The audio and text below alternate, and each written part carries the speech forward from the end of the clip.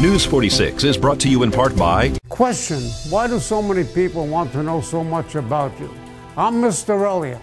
At 24/7 Private Vaults, who you are is not our business. When you store your valuables with us, we don't want to know your name or what you put in your box. Your iris scan connects you and only you with your private vault. It's safe and untraceable. 24/7 Private Vaults. Come take a tour and get a free lollipop. Call me at 948-5555.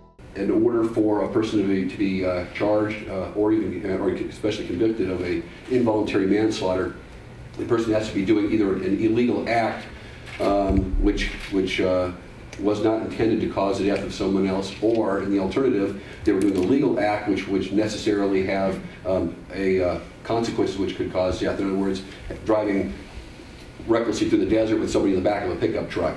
That would be an example. This is not what the law envisioned, and I believe that, I'm not knocking the sheriff's office, they're not lawyers, but this is a legal impossibility under the facts as I understand them to charge this woman with these counts. So I would ask the court disregard the involuntary manslaughter charges when setting bail.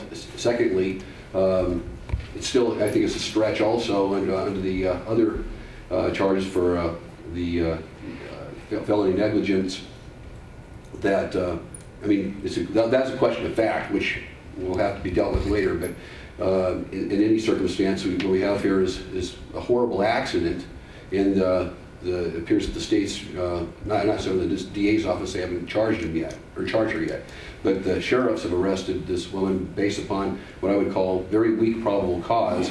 Judge, this young lady deserves a chance at a recognizance release. She's got no criminal history. There's no allegations that so far that anything that she did was done intentionally. She's lost her 3 children. And she basically, I spoke with her husband yesterday, and what they're trying to do right now is just try to make some sense out of all this. And they're going to be burying their 3 children tomorrow, and it would be a travesty to hold a person in custody and not let her attend her own children's funeral and wake on a case which the state, most favorable state, is an act of negligence. I don't think she's a flight risk either, Judge. I don't think the state has anything at this time we could argue except for the egregiousness of the alleged crime that we'd ask maybe for a small bail. Also, the other condition of release is that you have no alcohol, no illegal drugs, have no further adverse contact with law enforcement. Do you understand that? Yes, sir. All right. I don't think Ms. Broadhead is a flight risk either. I would be more concerned about her mental state right now and condition, and it's not being well served where she is. She needs to be with her family right now, which she has. Thank you, Judge. Family. So I will release her on her own recognizance. We'll set a formal arraignment date at this time so that you have a date certain. Mr. Gibson, I'll give the state 30 days to file the complaint. Thank you, Judge. March 28th, 2:30 p.m. Thank you. All right. Well, talk to us a little about how is she doing right now? She's emotionally drained. She has the indicia of being under a lot of stress, absolutely, and looks like she has a state of shock. When I first met her for the first time yesterday afternoon. I spoke with her for a little over an hour, and she was shaking and rocking back and forth, and again, all the indicia of someone in a state of shock or extreme emotional distress.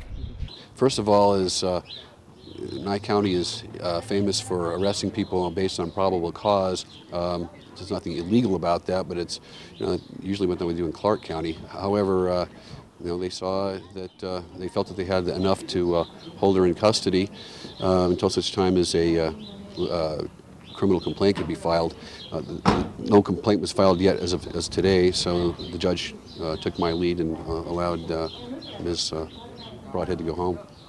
And she will be back on March 28th. What was that? What's that for? That's for the official arraignment. Today was the initial appearance where counsel is appointed and bail is set or reset depending on the circumstances. And where do you... Oh, go ahead. Go ahead. Mr. Gibson, can you tell us why you think the manslaughter charges should be dropped? Well, they shouldn't be dropped. See, they're not. People confuse charges with charges of arrest and then charges as a charging document. A charge of arrest is just what the police feel that the case warrants or deserves. Quite often, the district attorney's office or any prosecutorial body will find that there's a difference of opinion and not charge the same things that the police arrest a person for.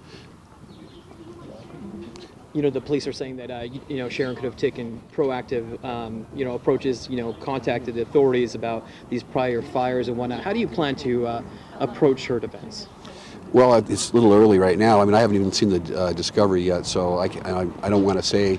But I do feel that this is more of a horrible tragedy, and unfortunately, it's more of a knee-jerk reaction by the state to arrest and then let things settle out later, and it's not what it's supposed to be for.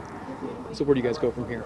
Well, first thing we do is go through the process. We go through our arraignment, and I mean theoretically, the DA doesn't even have to charge anything. So it's my job right now between now and the 28th of March is to try to get Mr. Kunze to listen to what I have to say, and maybe the young lady will be able to remain free without charges. Did you give your client any instructions? I know she's out on her own recognizance. Just to not talk to anybody about the case, and not because there's anything to hide, but it's just anything you say can and will be used against you or twisted to whatever the listening person's mind wants it to hear. Obviously, this must be devastating for her. She's losing her 3 young kids and then being placed under arrest. I mean, talk about her devastation. I'm sure it's intense. Well, yeah. I didn't want to, when I spoke with her, I didn't want to get into the details too much because I thought I could see that she was under so much stress that it really wouldn't be fruitful to bring up those horrible thoughts. So I kind of left it more with, I just gave her the mechanics of the criminal justice system, what she can expect, and I told her basically, as I left, that I tapped her on the leg and said everything's going to be okay. Anything else you'd like to add or get out there? As this is obviously a story that's kind of gripped this entire community. What would you like to get out there? Well, what I'd like to get out there is not so much, I mean, obviously you have to, as a parent, have to watch your children, but I think it's a little unrealistic that people would be put under, any parent or guardian would be put under such stress as to make sure that everything that their kid was doing at all times was being watched. And quite frankly, if a kid rode his bike down the street and was struck by a car, are you going to arrest the parent for letting the kid ride a bike? Well, he could get hit by a car. I mean, that's a possibility, and it does happen. So, I mean, how far do you want to take this? This is a horrible accident. So, I mean, based on what I've seen so far, and that's nothing more.